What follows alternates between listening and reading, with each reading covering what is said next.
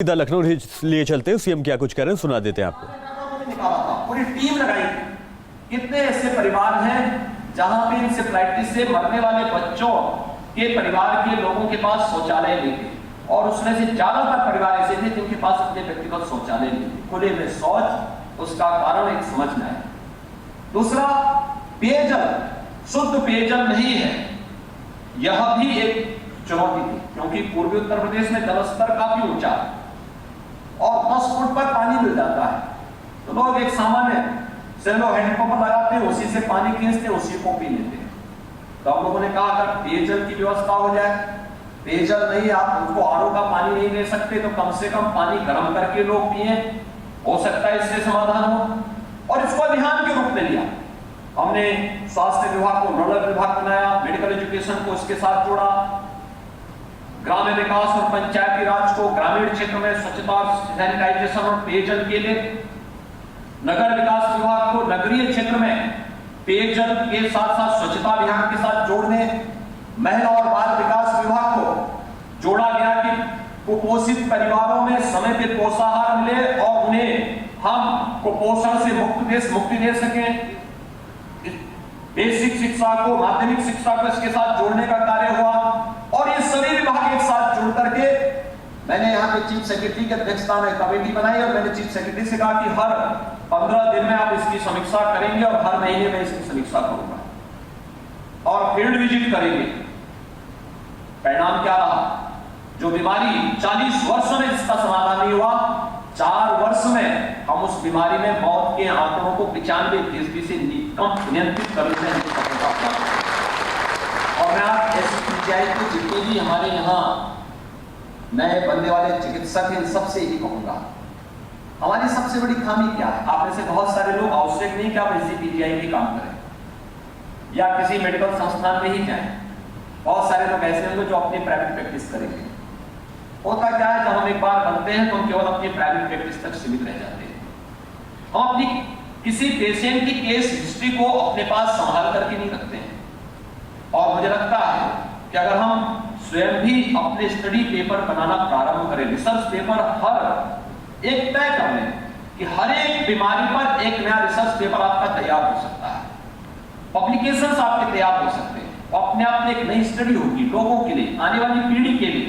और वर्तमान के साथ जीने की वो हमें एक नई प्रेरणा दे सकता है। हम लिखना बंद कर देते हैं, जब प्रैक्टिस एक बार शुरू करते हैं तो फिर उसी में इतने मगन हो जाते हैं कि हम आगे उसमें शोध की सभी संभावनाओं को समाप्त करते हैं, और ये मानते हैं कि शोध का मतलब ये है कि जिसके लिए सरकार कोई विशिष्ट प्रोजेक्ट उपलब्ध कर रहा है। शोध हुआ नहीं होता है, शोध के लिए हर एक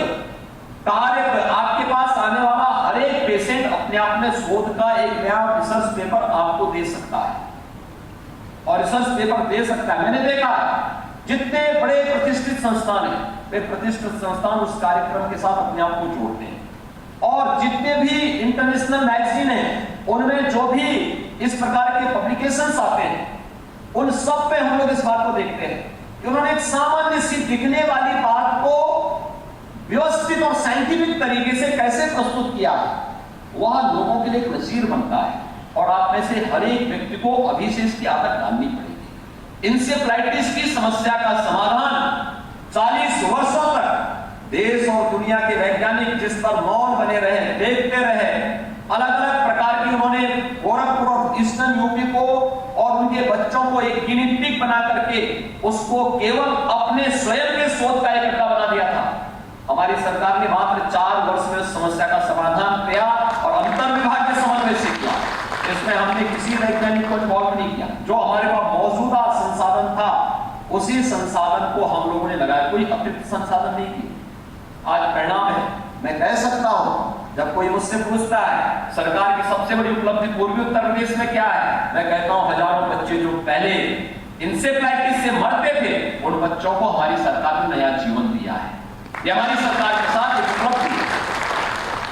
और उस उपलब्धि के साथ मुझे लगता है कि आप में से हर व्यक्ति अपने जीवन को और भी गौरवान्वित कर सकता है। एससीपीजीआई की अपनी एक प्रतिष्ठा, एससीपीजीआई ने बहुत अच्छे परिणाम दिए, लेकिन बिना किसी खर्चे के मौजूदा संसाधन से ही